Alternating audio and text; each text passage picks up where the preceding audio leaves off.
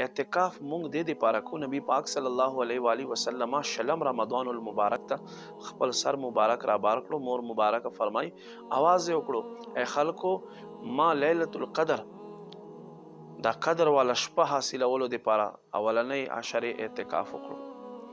ما ته دا شپه پیدا نشوه. ما د دویمې عشرې اعتکاف وکړو، ما ته دا شپه پیدا نشوه. اوس ما ته وویل شو چې رمضان اخیرې 10 ورځې چې دي د دې په تاکو شپه کې په تاکو شپو کې تاسو لیلة القدر ګورئ. نو تاسو کې څوک اعتکاف کوئ نو فرمای ما سره اعتکاف وکئ.